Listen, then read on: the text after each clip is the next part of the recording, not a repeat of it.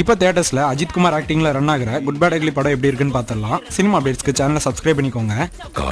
Good bad அக்லியோட one line என்னன்னா, கேங்ஸ்டரா red டிராகனுங்கிற பேர்ல இருக்கிற நம்ம ஏகே ஃபேமிலிக்காக எந்த தப்பு பண்ணாம சைலண்டா இருப்பாரு. ஆனா அவரோட பையனுக்கு ஒரு பிரச்சனை வர அந்த பிரச்சனையில இருந்து பையனை காப்பாத்த திரும்பவும் கேங்ஸ்டரா மாறுவாரு. அந்த பிரச்சனை என்ன, பிரச்சனையில இருந்து பையனை எப்படி காப்பாத்தினாரு, இதுக்கான பதில் தாங்க இந்த குட் பேட் அக்லி. ஒரு நார்மலான கேங்ஸ்டர் ஸ்டோரியை எங்கேஜிங்கான ஸ்கிரீன் பிளேல தரமா கொடுத்திருக்காரு டைரக்டர் ஆதிக். ஏகே ஃபேன்ஸ் ஏகேவை எப்படி பார்க்கணும்னு நினைச்சாங்களோ ஸ்கிரீன்ல அப்படியே காட்டியிருக்காரு. ஃபேன்ஸ் எல்லாம் தியேட்டர்ஸ்ல வேற லெவல்ல என்ஜாய் பண்ணி பார்த்தாங்க. அடுத்ததா அர்ஜுன் தாஸ் கொடுத்த ரோலை சூப்பரா டெலிவர் பண்ணியிருக்காரு. மற்றபடி த்ரிஷா, பிரபு, சுனில், பிரசன்னா, கிங்ஸ்லின்னு சொல்லிட்டு எல்லாருமே கொடுத்த ரோலை டீசெண்டா பண்ணியிருக்காங்க.